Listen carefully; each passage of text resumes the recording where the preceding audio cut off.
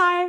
Hi. Oh my gosh, it's so good to see you. It's been so long. It's been a solid year since we saw each other. Yes. Yeah, Yes, a little over a year. Yeah, how is everything? How is your family doing? good.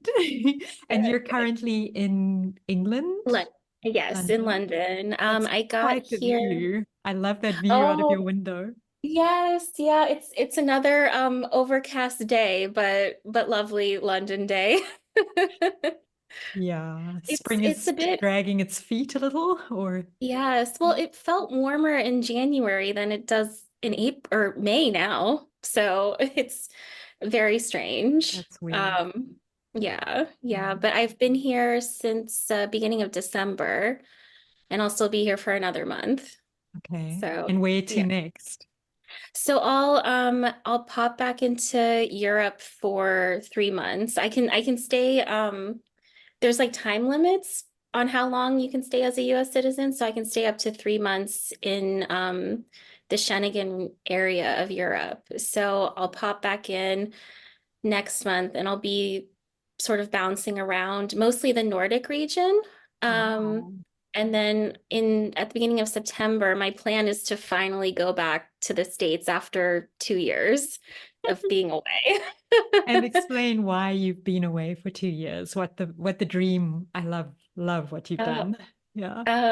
well, so I've always been so interested and curious in the world, which is also why I ended up pursuing journalism and communications as a in studies and as a career. Mhm. And I always wanted to travel. I really wanted to travel when I was younger, but and I've done some traveling, but not to the extent and the way that I had always hoped for. And in 2020, my plan was to come to Cape Town and spend about a month or two later in the year in September, October, and then everything happened.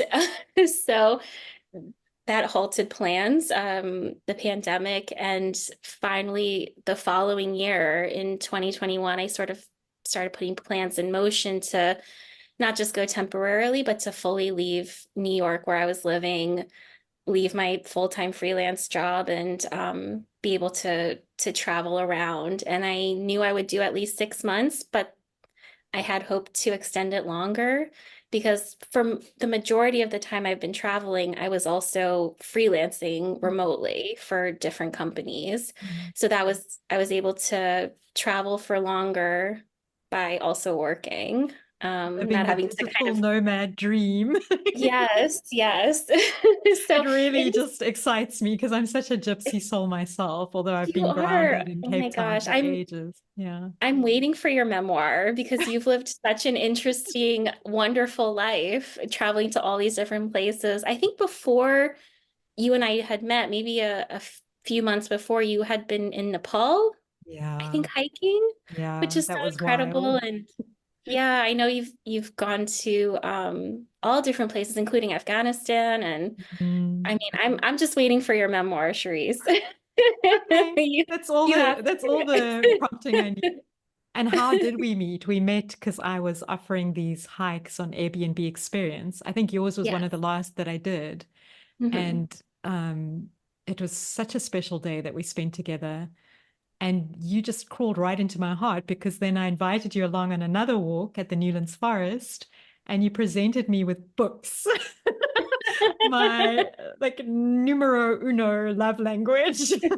And what books? I mean, that Circe is a game changer. And I've actually lent it to someone that I love very much at the moment. Otherwise, I'd be showing it off because it is a thing of beauty. I mean, you understood me so well, so quickly, which is just so touching. Oh. So I'm thank you. so happy. Oh, I'm so happy. And I loved going on our hikes. The Silver Mine hike, the first one that we did was absolutely incredible. And Mhm. I was trying to remember, I remember on our hike, there was a something on the land that you pulled that I was able to taste that had this incredible Oh, that flavor to umami. it. So those are the wild Yeah. figs that grow on the Oh my ground, and you gosh. were happened to be at the right season when they were just Mhm. ready. Yeah, I love them. You Oh my suck gosh, the that was jam out, and it's almost the consistency of fig. like very seedy, but the flavor, I guess because of its proximity to the ocean, it has this umami, like salty Mhm. sweetness. It's incredible. Yeah. It was absolutely delicious. And that hike was so beautiful just to see all the Flynn Boss and Mhm. just to be in that environment. Mhm. Cape Town in general is just such a Yeah, magical, spiritual place. I think so too. It's still in me. I wish I could have stayed longer. I still think about trying to come back in some way for maybe longer if I can Yeah. somehow figure that out. I hope you do, because I feel a real kinship. And we've stayed, and you've been such a kind supporter. My goodness, you were the first person, other than my dad, to pledge support on my Substack, which I can't cash in on Oh, because their method of payment isn't available to South Africans.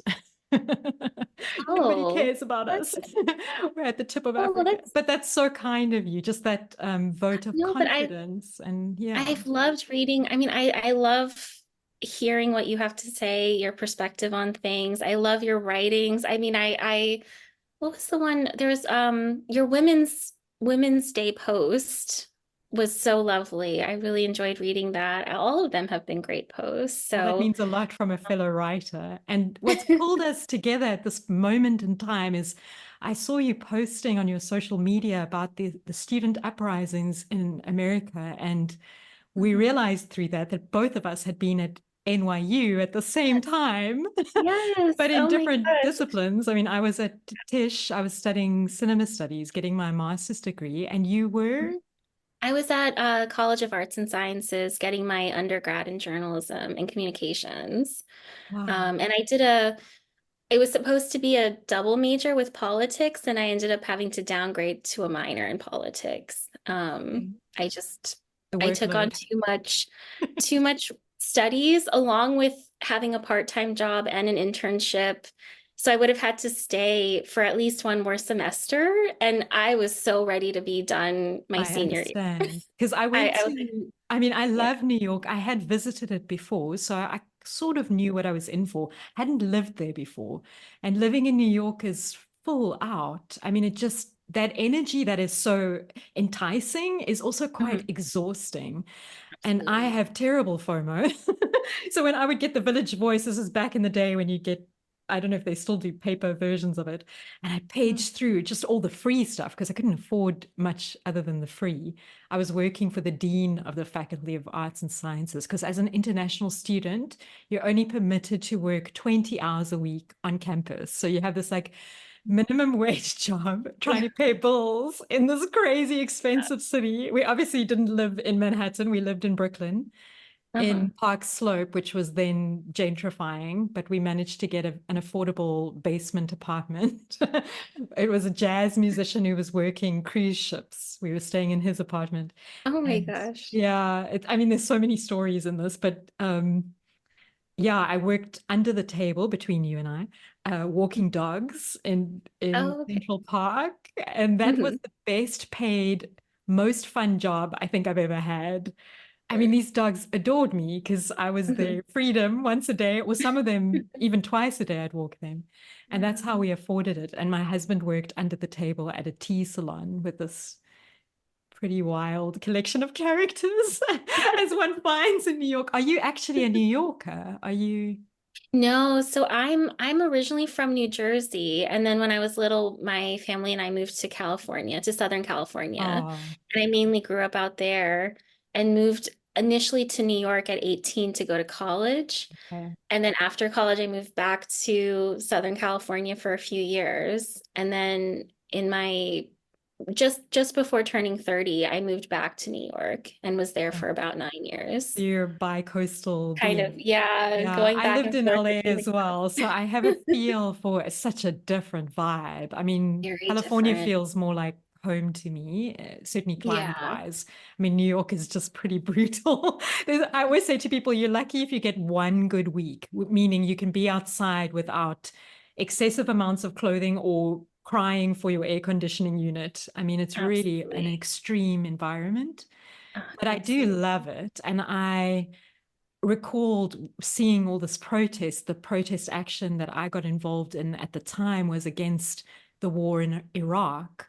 Hmm. And it was such an eye opener for me because we were having a very peaceful protest, walking along, and the next thing, the police cordoned off the blocks and then started, so we couldn't move and we were jammed in, and then started marching their horses through us. And I remember watching people, oh, I still feel it in my body, getting badly injured and sort of bloodied, and it was a shocker for me because I'd grown up here in South Africa during apartheid and was well aware of police brutality, and yet somehow I thought that that belonged to us and was uniquely our shame. And then I realized, oh no, this is everywhere, and how Hmm. awful that is. And I think you and I have been sitting with that a bit, and that's kind of what brought me to talking to you today, is some reflection on what's going on at the moment in terms of the student uprisings. Absolutely. And it's, I think, particularly in these last 2 weeks, since we've been seeing all of these encampments go up, starting from Columbia and NYU and CCNY, um, just the brutality has gotten even worse. This week, especially at UCLA, seeing those images of counter protesters literally taking rods and beating students and all genders of students, and the police not coming, and then when they arrive, not doing anything, and just further causing absolute harm to these students who were very peacefully protesting. It's Yeah. terrible. I saw some Um, pretty interesting commentary, sort of snarky meme type commentary coming out of it. One of them said, oh, fantastic, the universities finally have what they want. No staff, no students, only administration.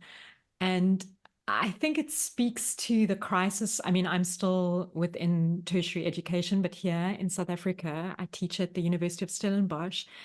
But I think internationally, and certainly in the States, there's this kind of neoliberal crisis around the ivory tower and many different perspectives on what that crisis is actually all about. I don't know if you have any thoughts on that. I mean, just kind of throwing this at you out of the blue. no, I think another key reason why I wanted to go traveling is because, well, I'm first generation born, raised, educated in the States. My parents came from India to the States, as did most of their siblings. And inherently as a young kid with immigrant parents that what you're learning and hearing isn't quite the true story in America, that America always has this perspective of being this savior white country. And it starts at a very young age. They're trying to indoctrinate you and feed you these lies, but you don't really know. And especially growing up in the 80s and 90s, where we didn't have the access to information we have now, Mm. um, it's hard to really understand how connected everything is to benefit these smaller groups of very wealthy people, very wealthy corporations, and how interconnected, especially it is with universities, and Yeah. how the whole pipeline of, at least in America, you have to go to college in order to get any sort of job, possibly over minimum wage, which nowadays it feels like even with a master's and PhD, people are still trying to get a job that pays any sort of anything resembling a living wage. And I mean, So the I think student loan scenario in the States is also absolutely criminal, it's much like the horrible. medical system, all of it. It's so Exactly. for profit, It mercenary. really is. Yeah. It's insane. I mean, at NYU, what I paid, I was there from 2002 to 2006. What I paid was already astronomical at that point. And I was fortunate to get some sort of scholarship and grant Same. money. But Yeah. even then, it was Yeah. still crazy expensive. Now, 20 or about 20 years later, it's somewhere between double and triple the cost, depending on if you're doing student housing and the meal plan and everything. And the the salaries have not kept up, and the cost of living is also so inflated, particularly since 2020 and the pandemic.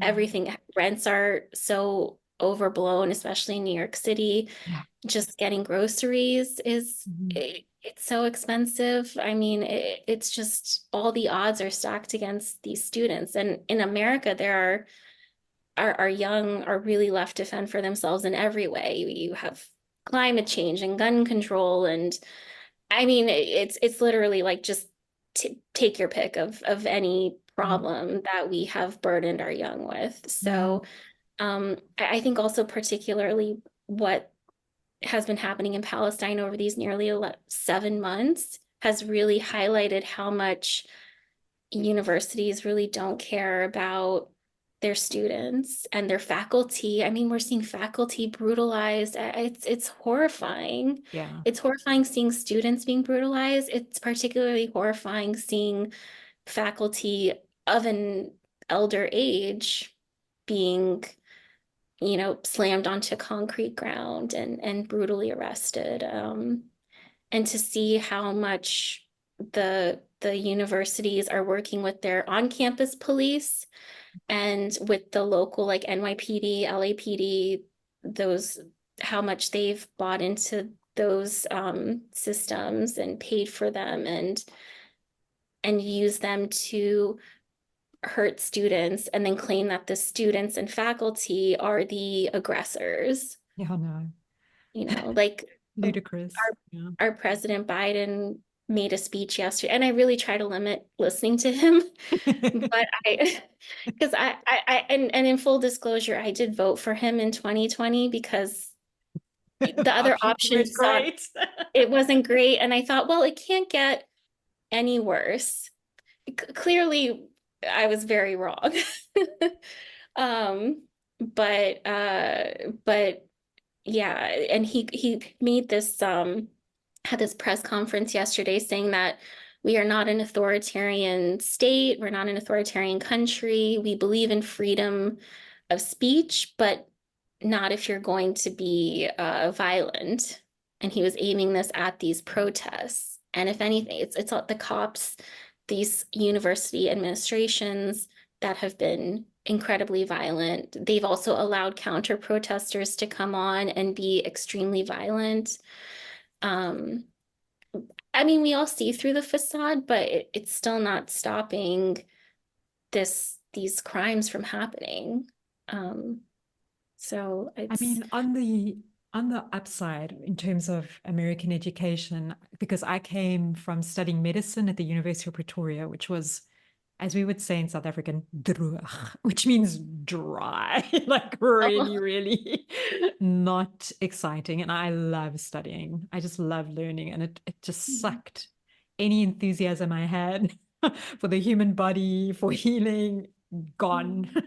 And then I went as far away as I could. So went to the States to study what I loved, which was film. And okay, so I was in liberal arts, which is a big difference already. But oh, I found it just phenomenal. I honestly was in tears for the first week at how incredible at least your university education system was. There was just so much flexibility. I could create my own curriculum. So honestly, I was taking everything. I got permission to take like double the amount of credits because it was a feast for the body, mind, soul. I mean, that's why I went back to get my master's there because I just thought nothing compares.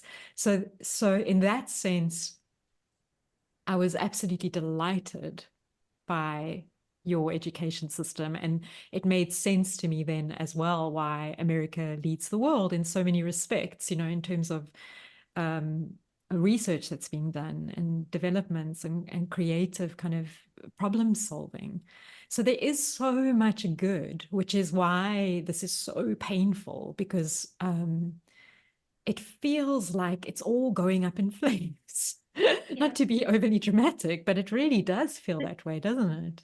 it really does. It feels like we're at this very big inflection point that I mean, there is a revolution happening, and I don't foresee it getting any better. I think other movements like when we were in school, the way the Iraq War kind of protests pittered out, and then we saw the Me Too movement, and then the Black Black Lives Lives Matter, Matter.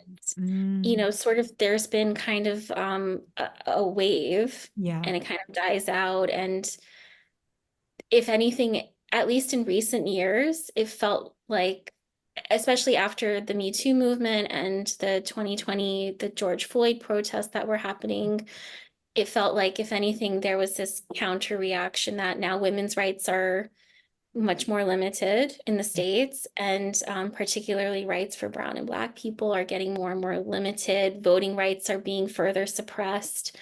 Um, but it feels so different now.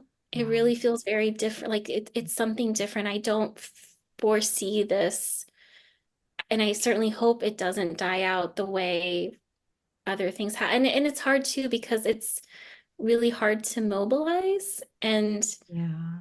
you know, also too, everyone's just trying to live and get through their life Well, that's the too. truth. But It's you've raised such interesting points here. Like, so the question then I have is then you mentioned these movements, these powerful movements, and we had similar ones concurrently. Like we had the fallist movements here. Roads must fall and fees must fall in the universities. And then you say, but then it seems that the backlash has been even more severe that instead of making gains, we've curtailed the rights of women, of people of color, of and part of me is always questioning this in terms of resistance because I've always felt sort of politically aware since childhood and wanted to be part of the change and I have marched and been part of things. But in terms of the way energy works, I think it's a little problematic because whatever you energize grows, right? That makes sense. So, how do you think, or do you have any thoughts on what is the best way to be part of a positive change? Because I don't think the answer is to just sit back and meditate. I do want to be engaged. I mean, I'm trying to think it through with you now, but like I joined a peaceful, they called it a pilgrimage, where we walked from Simonstown to Cape Town Center, which is the length of of Gaza or Palestine. I can't remember now, but there was some synchronicity, and it was supposedly not aligned with any one side, but just peace for all. But of course, the chants were pro-Palestine, and there was a lot of pro-Palestinian support because we have a lot of that here amongst the Cape Muslim colored population. And it is very easy to side with that side. It seems very clear that they are being brutalized, that there's a genocide taking place. But I'm trying to navigate this in a more sensitive, more mindful way. I don't know. Do you have any thoughts? Sorry, I'm monologuing because I find it so complex and sensitive. Yeah.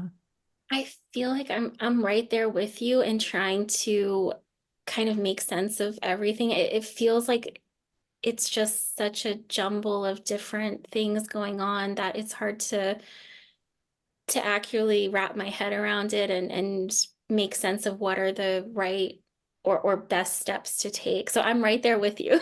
Mm. I think the most important thing is awareness. I think, at least in American society, we've been very much indoctrinated to just keep your head down or pay attention to. I mean, as we're also seeing, celebrity culture is also being very much called out right now for their mostly Vocalizing. lack of Yeah. involvement. Yeah. Mm. And if anything, Mm. feeding further into the machine of Mm. enabling this genocide to occur. Because people say So silence is complicity. And so, absolutely. okay. Yeah. Absolutely. And people who are very vocal about things like the Me Too movement or what happened in Ukraine are very silent on Yeah. Palestine, including people who are supposed advocate activists and advocates silence on their end. So we're and I think I say this all because so much of the indoctrination of turning away has been embedding us further into this celebrity consumer culture. And now that that's disappearing, I think that's also helping us to stay more aware of what's actually going on in the world. Mm. Um, and I hope it continues to, because there's such a disconnect between how our 1% and celebrities live versus how the everyday person lives. And we saw that too in the pandemic, how a lot of celebrities were saying, well, just stay home. And it's so easy. We're just being asked to stay home. And they don't realize that that's not really an option for the majority of No, people, I mean, yeah, people especially, were starving. Already we have yeah. a country with the highest wealth disparity, I think, in the world, or right up there. And already our unemployment rate is sky high. And then people weren't allowed to work. And so people were literally starving. I mean, Mhm. that's how I got permission to leave my home, was to deliver food parcels. And yeah, so I felt that keenly as well, that cognitive dissonance. I appreciate you highlighting that, because I think once again it all boils down to this kind of late capitalist nightmare that Yeah. that has corroded um, our sense of connection and community, because we've lost it. Mhm. You know, we have this idea that we are fine alone. Most of us that are middle class, at least, can sit at home with your devices and get some sense of connection, get your work done, etc. Even your digital nomad lifestyle, let's be frank, it's all Mhm. like part of that. So there's good and there's less good about it. I'm waffling because I don't actually know what to say. Because I'm so grateful for youth who see the issues and say, hell no, this is not okay. And who have the courage to take a stand loudly and inconveniently.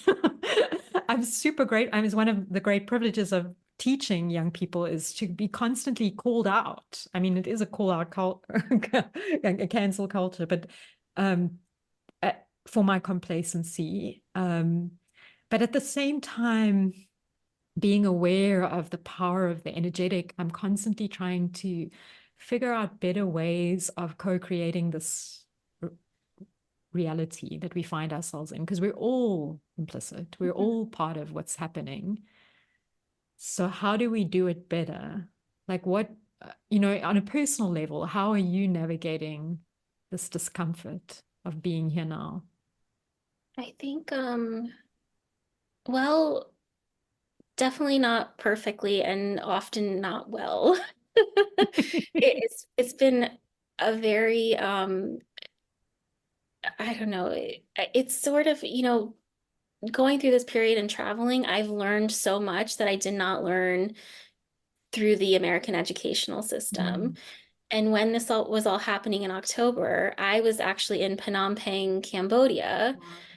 And October 6th, I was at the S-21 prison and the killing fields doing a tour, Oh my October God. 6th. Oh, And got full body goosebumps. How's that I for? mean, Oh, the timing of it was so strange. And also that summer, I had been traveling mostly through Eastern Europe, learning about the Holocaust. I was in places like, Germany and Amsterdam and Hungary and Austria, and so much exposure to. I mean, I didn't go to Poland, I didn't go to Auschwitz. I don't think maybe one day, but I couldn't handle that yet. But just going through and seeing that, what happened in the Holocaust, then I went to Asia, and I was at the killing fields and the S-21 prison on October 6th. And Cambodia, Laos, Vietnam, these were things that we didn't really hear the other perspective. I don't remember even Cambodia and Laos being talked about. And if they were, it was like a short paragraph in our educational system. So going there and learning more from the actual places that these things happened. And seeing a site like the Killing Fields was very, I think I'm still processing it 7 months later. I'm still trying to understand and make sense of what I saw and experienced. And then everything happened the next day. And I was traveling through Laos and then Vietnam. And in Vietnam, it was in Vietnam for 3 weeks, ending in Ho Chi Minh. And they have this great museum, the War Remnants Museum, where you can see like the planes and tanks that were used in the Vietnam War, and you also see from the photographers who were there in the trenches taking photos of what was going on, and you see the effects of white phosphorus on not just what happened at that time, but how it affected like a young kid who ingested it, what happens to when they get older and then they have children. You Mm. see how it affected their kids, physically and mentally, how there were differences. So I think the most important thing is educating ourselves and really taking it. And I think that also ties into now in the US, there's a TikTok ban happening.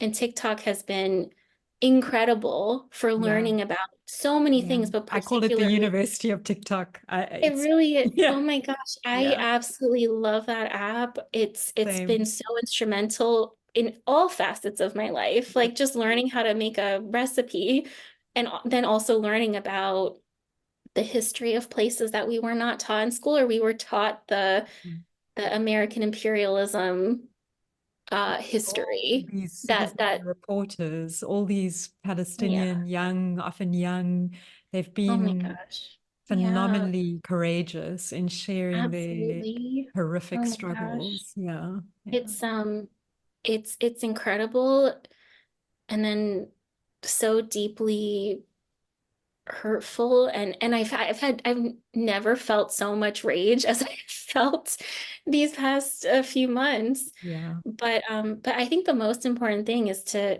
stay educated, to bear witness to what's going on, yeah, because that's what's going to happen in a few years from now.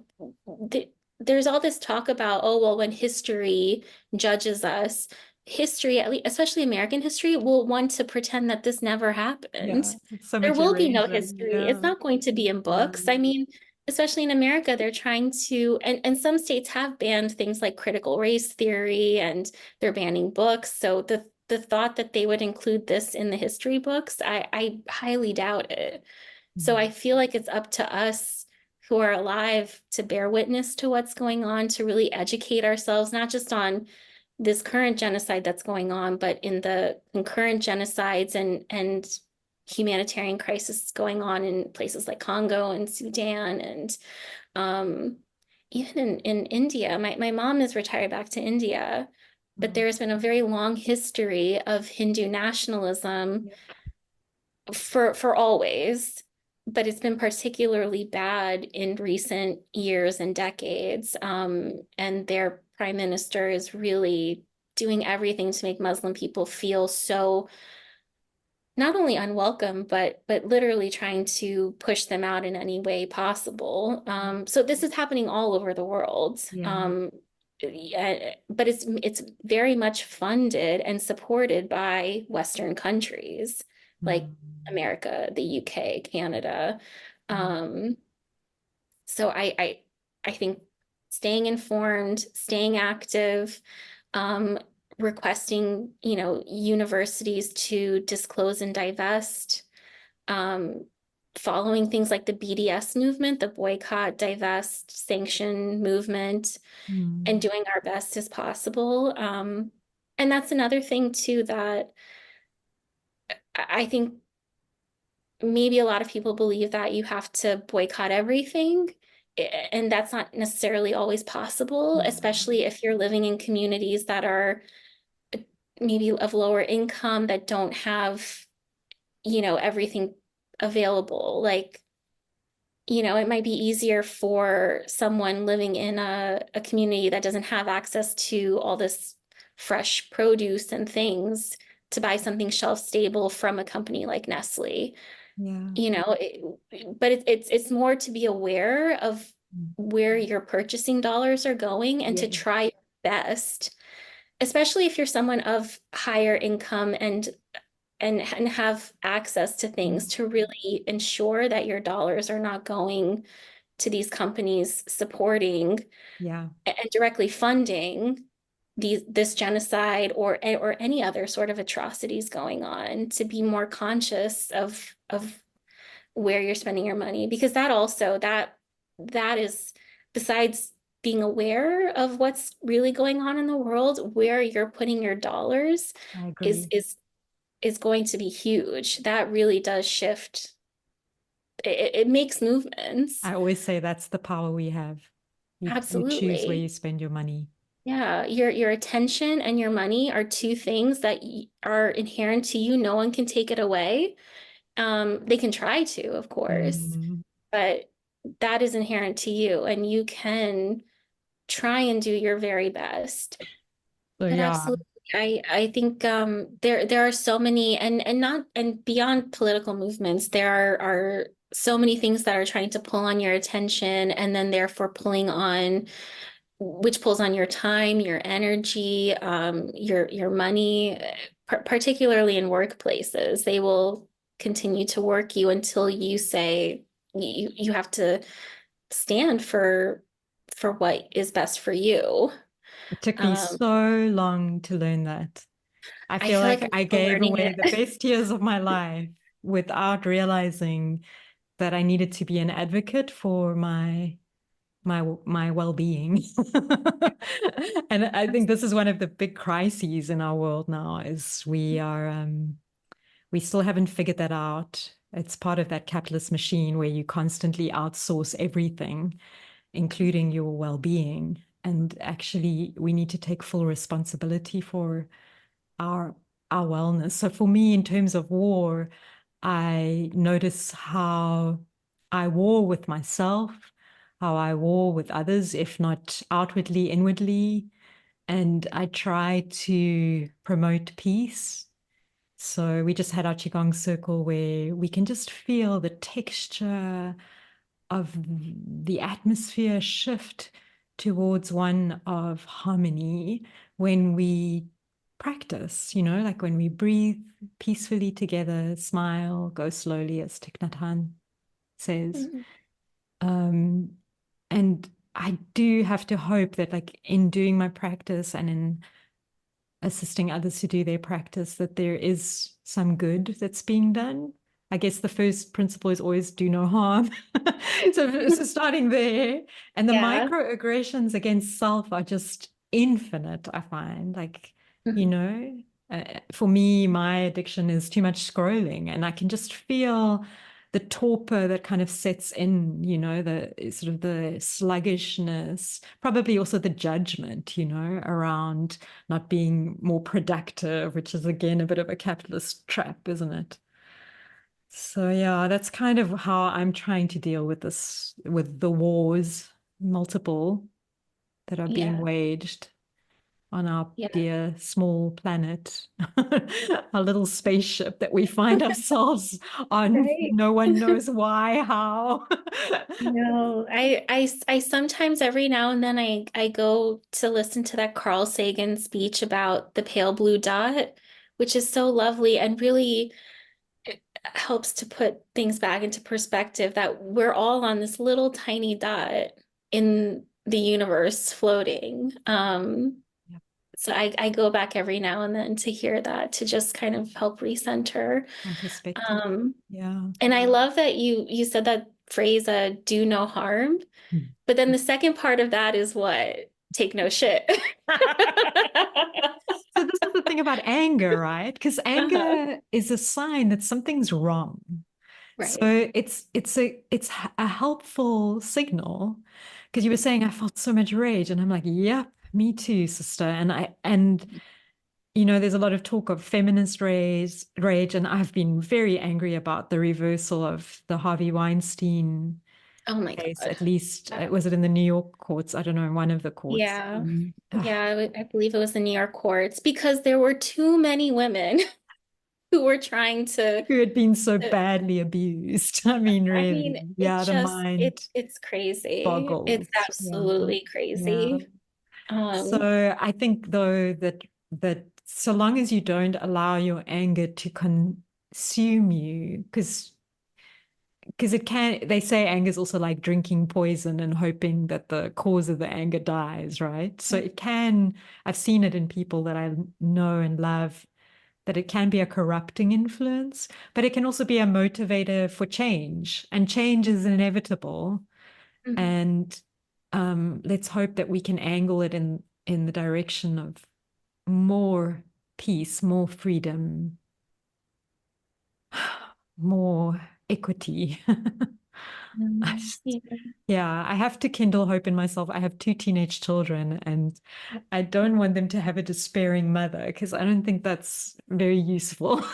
But I think it's good that you're keeping things real, that you're showing them, hey, this is how the world works, and they're going to be the benefactors of all of this, and it's going to affect them the most. So I think it's so good too to show that it's okay to have these feelings of rage, of despair. You know, Yeah.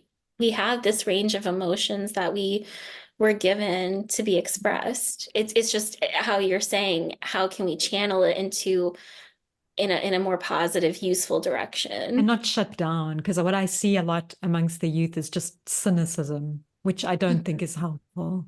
Like, I Yeah. think I've never seen, when I watch how cynical 16-year, I mean, you're 16, you should be filled with romance, not with Right. like done with it all already, give yourself a chance, because Yeah. we're here to actually love each other. That's all. And then And I definitely love you a lot. And I thank you for engaging in this conversation with me after. no, thank you. Thank you so much for engaging me with this conversation too. It's so um it's not only so helpful, but very much nourishing to be able to talk about these things with someone that care about so much and admire, and to be in a safe environment to be able to talk about these things. So thank you. I really Well, that's appreciate what's required, isn't it? Is it. safety. And that's what's so Absolutely. horrible about war, is you Yeah. rob people of the opportunity to be heart-centered because you're just in pure survival. And then that's just not cool. Let's face the No. facts. Make love, not war. Right? We've known this all along. Yeah. Thank you, my dear. I Thank wish you you so luck much, as you Louise. make another transition. It sounds like a good one into the far reaches of the north. Hopefully, I'm a bit nervous, Yeah. and it'll be a very hectic. I feel like I'm more nervous about going. My plan is to go to DC in September ahead of our US elections. So Oh boy. should be, I mean, I don't know how long I'll be out there. I'm thinking at least for a few months. Mm. But yeah, I'm very nervous about that. So, but we'll keep each other posted on things, Yeah. and And there's yeah, always hopefully a hopefully place I where can you, be back in. yeah. Yeah, I mean, I hope to come back to South Africa. I mean, I say this, I think, all the time to you every time You we talk, do. but I'm like, I can't wait to be back in South Africa. I'm glad we've got a piece of your heart because, yeah, Oh my gosh, it is a always. special place, It cradle of really humankind and all that we've wrought, the is. good Yeah. and the not so good. But thank you, my darling. I really do Thank you. appreciate you giving me this time. I'm Thank just you gonna so much, Cherise.